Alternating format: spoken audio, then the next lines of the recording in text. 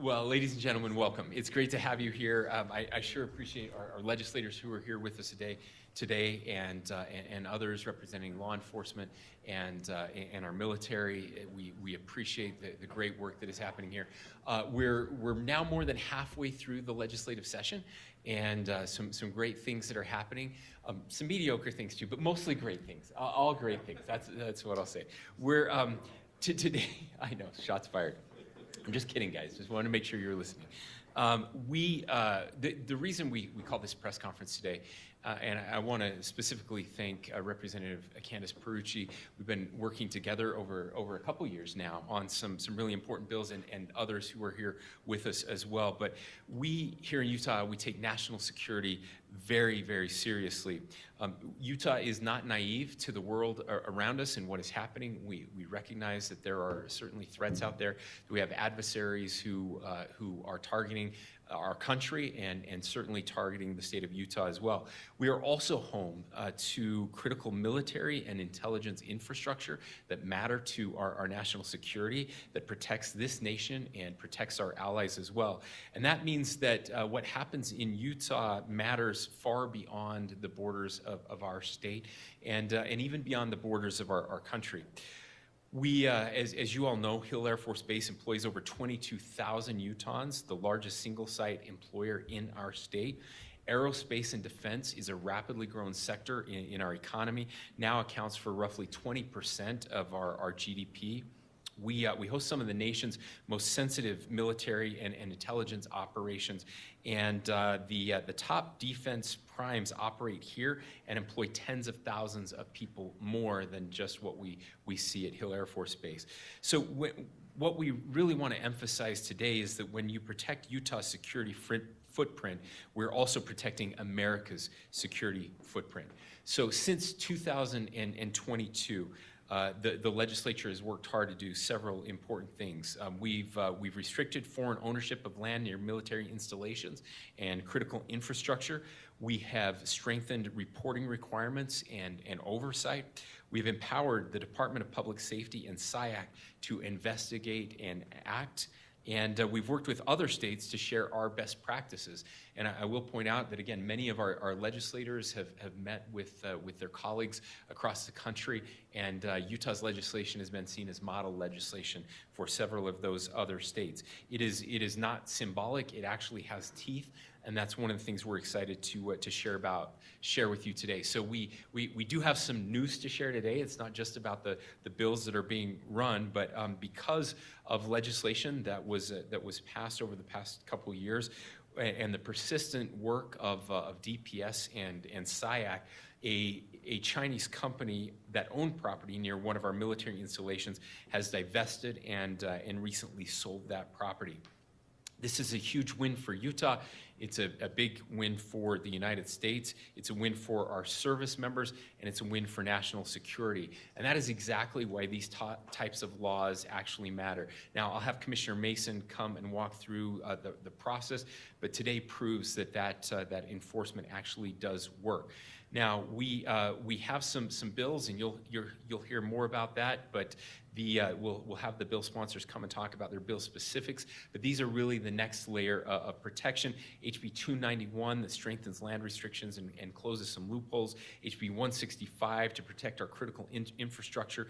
HB 19 securing drinking water systems, and HB 182 that safeguards genetic information. We are not going to, we're not just reacting to yesterday's threats, although we're always doing that. We're preparing for threats that could come in the future and trying to look around those corners. Now, this is not about, it's not about fear. It's certainly not about targeting people. This is about protecting Utah's land, our water, our infrastructure, and our service members. We welcome lawful investment and partnership, but we will not allow our adversarial governments, other adversarial governments, to gain leverage over these critical assets. In Utah, land and liberty are not for sale. We will continue doing our part to defend this country right here at home. Now, again, we're excited. We've got several other speakers that will be sharing some thoughts with you. I'm going to turn it over to Commissioner Bo Mason next, and then we will hear from Representative Candace Perucci on the land follow-up bill, followed by Representative Walt Brooks on the critical infrastructure bill, and then we'll open it up to the media for any questions that you might have. Commissioner Mason. Good afternoon. Thank you, Governor, and thank you to the other legislative stakeholders that stand with us today. Between the Governor's leadership and our stakeholders enabling us to practice good law through good statute that's put in place, we're able to move the needle on this land security within Utah. You know, and really that's our message today, is that Utah is open to business, but we're not open to entities that threaten our state security or violate our laws. You know, traditionally, DPS is known and recognized for our response and for our enforcement efforts.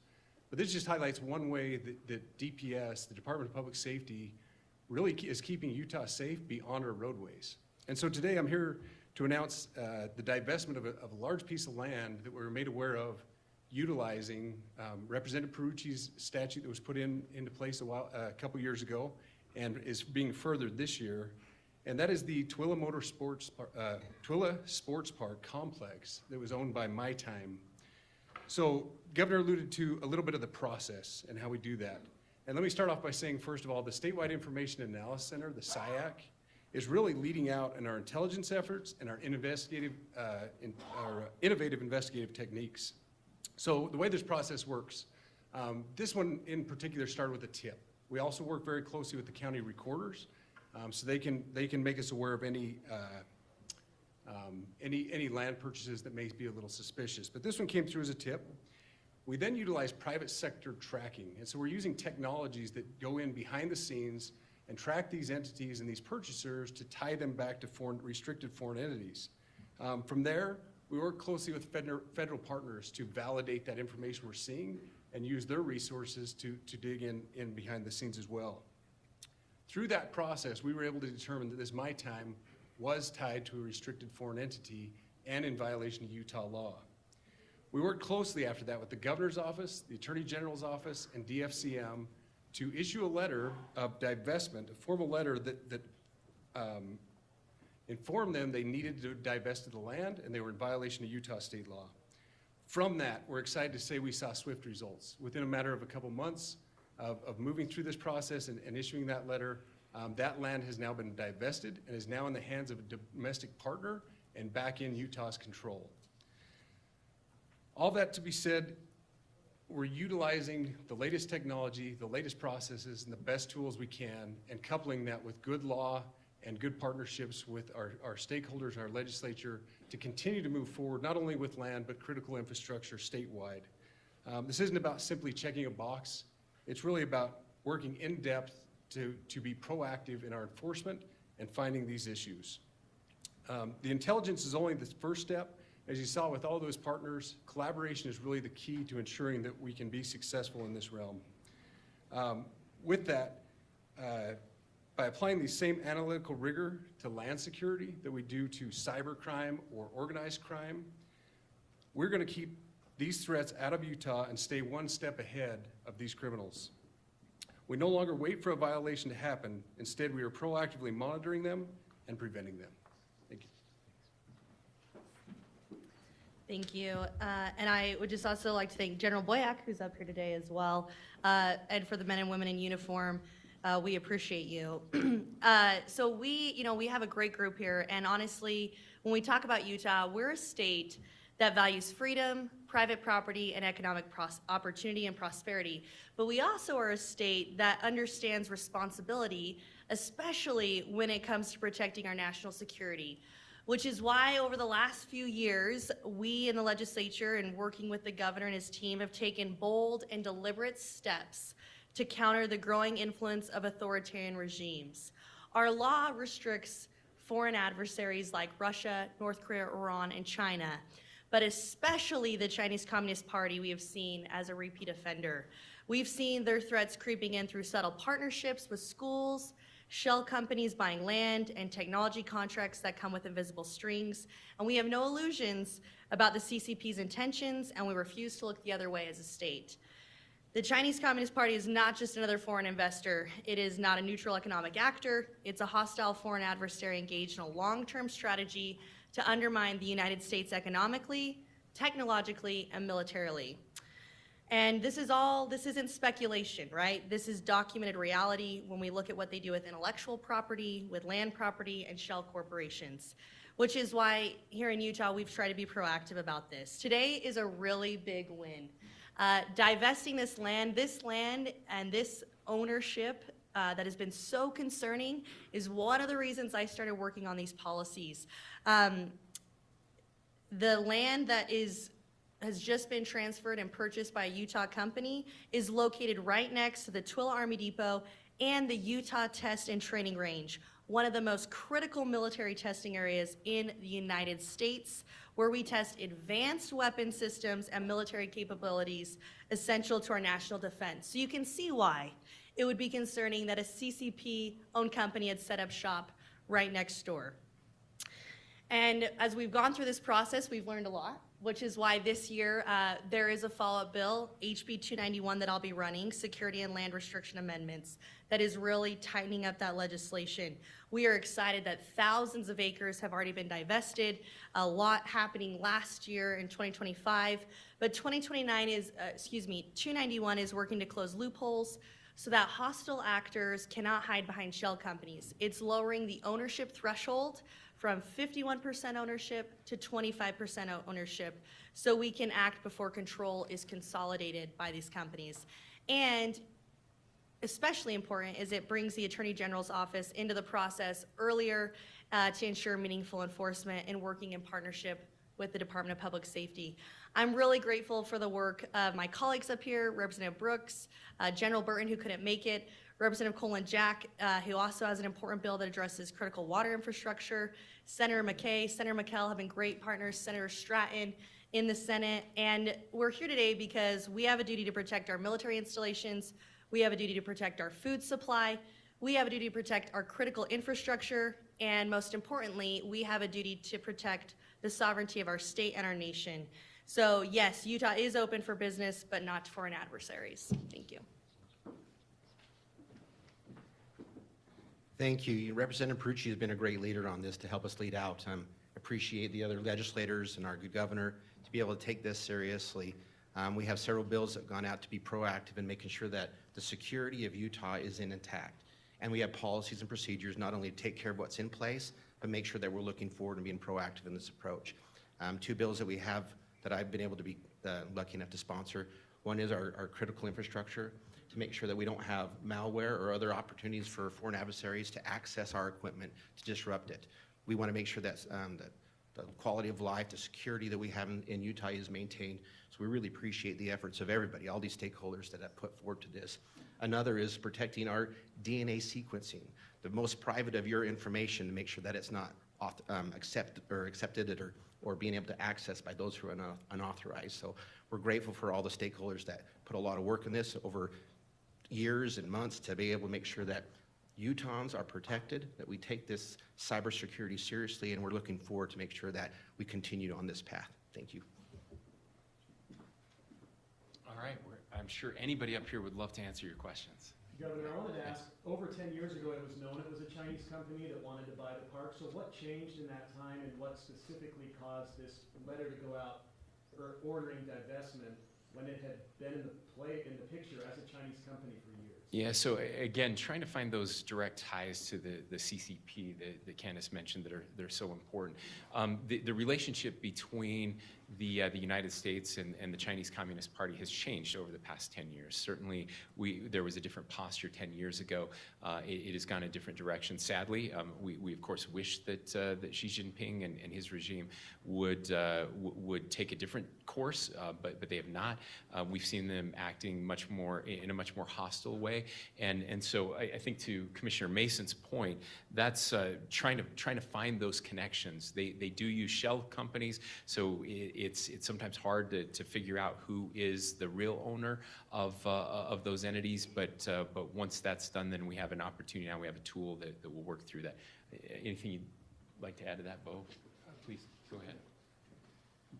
So was it last year you ran So Representative Perucci's bill last year is what really gave us the legal authority to move forward as well. So prior to last year, we didn't have use of the technology and we didn't have the legal authority within state statute to do it. So these laws are very important to move forward, and this year's bill only expands on that, gives us more authority and some clarity in there, so it'll make this easier process in the future. This kind of being the first time, there were a few delays and hiccups because we had to work through a process that's never been done before.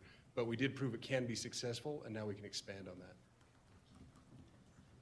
Yeah, I just want to add real quick on that too, and that's why this year we're also adding into the bill. This letter is significant because, this company, we passed the bill, we tried to make a lot of noise about it, right?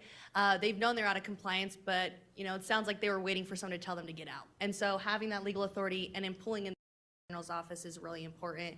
You'll see in the bill as well that's introduced and it's passed the House, it's on the Senate side, adds a fine as well if you don't respond, and it's a daily fine that accrues, and then after 30 days, they can confiscate your property and sell it, and that money's returned to the general fund.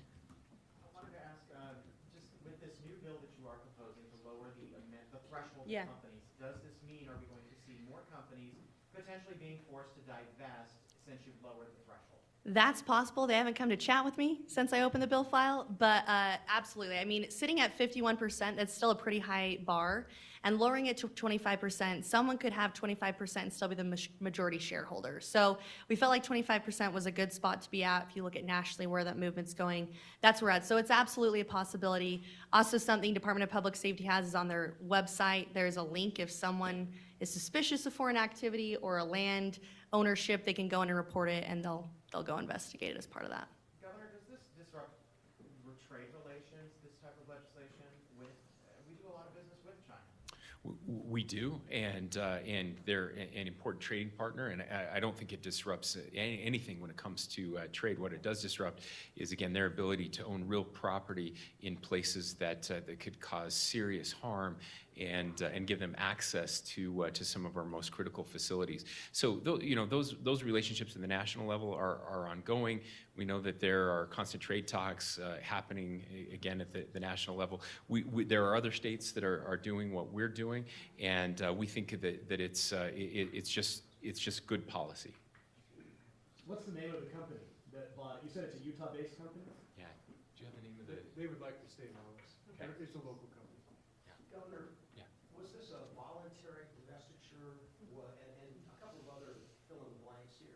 Yeah, no, not voluntary. I mean, it was a legal divestiture. I don't think they were excited to divest. I think that's yeah. They weren't excited Yeah. to sell it. Yeah,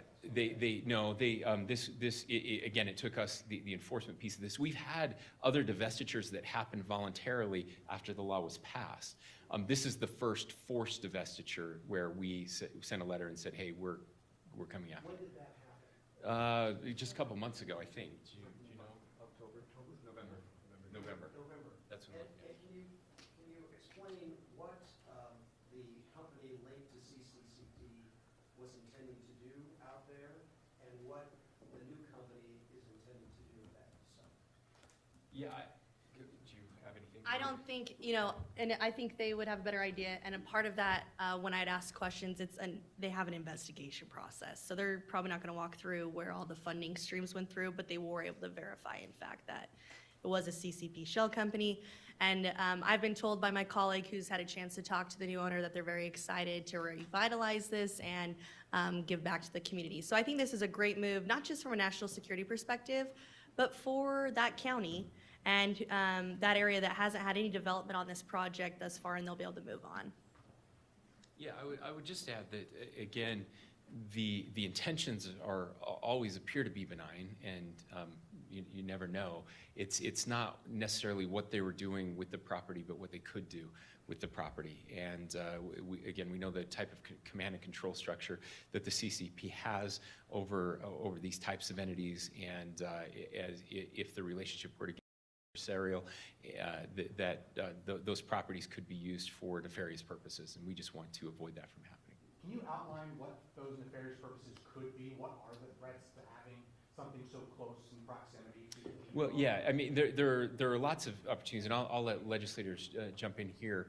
Certainly, when it comes to upending our critical infrastructure, that's something that we're worried about. That's, you know, usually that's more of a hacking type thing, but it could be again an in-person thing. I will say that the drone issue is a real issue. We've seen in both with both conflicts, Israel and Ukraine, the ability to park a truck full of drones next to a facility is something that we're always worried about.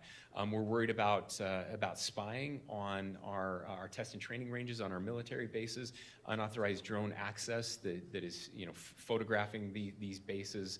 So those locations and proximity, those things absolutely matter, and I'm sure there are others. Yeah. Please. I think, you know, I looked at the general. I'm sure there's a classified version, but I cannot give that. But I will tell you, if you look at Uter and you look at Dugway and the work they're doing, I mean, it is unique. And nationally, they are renowned for the work they do there. So setting up shop right next to them is a really easy target for surveillance, I think would be, for me, the #1 concern. If you look, the FBI, State Department, and Permanent Select Committee on Intelligence all have put out reports on the nefarious activities of the CCP and why they're buying up land. Last year, DPS was able to stop a CCP company as a result of this legislation from buying land next to the Provo airport. So if you follow the trends, they've tried to buy land right next to major military installations in Texas and by major airports across the country. They're looking at our critical infrastructure and military assets. It's not like they're just going down to Fairview, where the governor's from, picking up shop there, although Fairview is lovely. They're going right next to military assets. It's incredibly strategic, and they're playing the long game. You mentioned that there's a piece of software that you're using to help with these investigations. Can you tell us more about that, what the exact role and function of the software is? Yeah, I'd be happy to. Chief Jensen with the Department of Public Safety. The software we're using right now and exploring this technology is a software that can take business records, public records, cell records from overseas and be able to translate that into English and also create graphs and link analysis to identify those businesses and how they're connected to foreign entities. A lot of it has to do with the ownership, where is the ownership leading to as far as the connection to the government, and government contracts, military contracts with other foreign entities. I just wanted to ask you something briefly since time is short. Have you been updated on the status of Colorado River negotiations, and do you think the states will get a deal? Yeah, so what I can say is those negotiations are still ongoing. I don't think anything's changed since the last time we updated after our meeting in Washington, D.C. At least not changed in a negative way. If anything else, it's still positive. We're still talking together. I know that there have been some bilateral conversations that are happening between states where concerns exist. I know that the Secretary Burgum and his team of the administration have been very involved in those conversations and helping to bring the sides together as acting as kind of a facilitator and a negotiator, and that there's still real hope to getting a deal that will get us over the next 5 years and then a longer term deal for 20 years. What happens if Saturday comes and we don't have a deal? Well, it's not the end of the world. Again, that was an arbitrary deadline that was not arbitrary. I mean, it is important. We kind of backed into those deadlines. We know what has to happen. If there is an agreement in place, how long it will take to get the agreements drafted and signed, going through the environmental process that we have to as well, getting a record of decision on those negotiations. But we've given ourselves buffers in all of those deadlines, so that if we're close, we can keep the negotiations going, and that's what we're hopeful for. Governor Newsom has expressed support for the idea of the desalination in a letter to you, I Yeah. understand. So are you going to the table with a desalination deal? Yeah, those conversations are ongoing with the federal administration as well. I will say, I know I'm sometimes hard on California. California's been a really good partner in these discussions and the negotiations. They're very smart, and I think we are as well, in trying to understand that the only way that we're going to be able to flourish in the West is if we expand the pie instead of shrinking it. We know the water situation on the Colorado is dire. This year it's not getting any better. It's going to be a really rough year, and the water flows just aren't there. And so that means it's going to hurt all of us, and we can fight to the death over the last drop of water, or we can work together to expand the amount of water that is available for everyone. And desalination in California then pushes water upstream. It means California needs less of that water, which means that helps Arizona, and then ultimately, again, that helps Utah and Colorado and Wyoming, the upper basin states as well. So we've got, my message when we were all together is that we have the potential with red states and blue states, with 14 senators working together at the national level, members of the House of Representatives, which is a bigger chunk when you look at states like California. And we know that water flows to money, and so if there are opportunities for us to work together on those big projects, the other place that California has been really good isn't just with desalination, but on water reuse and investing in those in that kind of infrastructure as well. We're doing some of that in southern Utah, again, working with our federal partners, and that was the message. If there is some federal funding, and there appears to be some federal funding that we could utilize together to help each other out, a win for California in this case is a win for all of us, and I'm grateful that that they have been such a willing partner. Do we have a final question? Governor, there's been talk of a bill that would tax fuel exports that seems to have caused some tension with the Idaho legislature. I'm not familiar with that. Have you had any conversation with anyone in Idaho about that? So, no. What I can say is we have had some conversations with our friends in Idaho, and we're working very closely. I've not seen a bill yet. The bill is not out yet, but I can tell you we've been very engaged with our legislative partners as well, and I remain very hopeful and optimistic that we will land that bill in a place where we can all be friends and do the good, what's good for the people of Utah and good for the people of Idaho and the Western United States as well. We care deeply about our relationship with our friends in Idaho. Again, that's not a reason to do something or not to do something. I don't represent Idaho. We represent the people of Utah, and that's our first priority for sure. But this doesn't have to be a zero-sum game. And again, much like the water discussion, I'm much more interested in trying to lower the price of gasoline everywhere, here and everywhere else. And we know that that kind of supply side economics is something that I believe in, and something that I think can make us all better. And so we're working very closely with the Speaker and the President and the bill sponsors, the potential bill sponsors, to figure out if there's a better way to do that. I'm hopeful. Nothing's done yet. We haven't seen a bill yet, but I'm hopeful we end up in a better place. We have one quick one back on Yeah, topic. please. Just why is the onus on the state to act in these national security? Is there any push from the federal government to act all of these things? Yeah, sure, please. Go ahead. No, let Candace, no, go. Like go. chomping at the bit to answer that question. Yeah. Excellent question, sir. The state is stepping in where the national government is not. I mean, there are a few things outlined in the Constitution on the role of the national government. National security usually blips to that radar. That's not to say they're not doing anything, but I would say Congress, there are a lot of potential legislation that they could be working on, and right now they're just trying to fund the government. So more and more you're seeing states step up to the plate to protect national security. I can tell you that I'm working with 4 other lawmakers across the country to assemble a group that would go state to state and talk about how we can shore up our laws all together, because right now it's a patchwork approach, like a quilt, and you're playing whack-a-mole, right, with these nefarious actors. So Texas, Ohio, Nebraska, those are some of the states I'm working with as we come to the table to try and spread the good word of these kind of bills to help push back. So I appreciate the question. Yeah, I really appreciate that answer. That's the right answer, and I don't want to turn this into a civics class, but Congress was always intended to be the most powerful branch of government. I hate to say that with my legislative friends behind me, but sadly, Congress continues to abdicate their role in actually governing this country.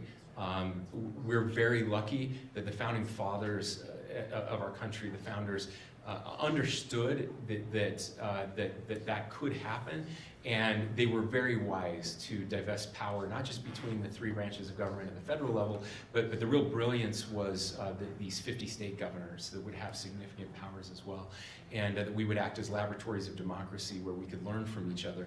And this is a perfect example of that case. You have a federal government, a federal Congress that is not doing their job to protect this country, but we don't just have to sit on our hands. And we can get to work, and we have. You see these good legislators that have jumped in, and because of the laboratories of democracy, there's a state that's doing it right, and now other states are taking notice, and they're taking on that onus as well. So as much as I would love to fix Congress and make Congress work, I can't do that, but we can do something here, and I'm really proud that they were willing to step up and take the lead here. And eventually, I suspect that we will see legislation in Congress that looks a lot like what we're doing here in Utah. Thanks, everyone.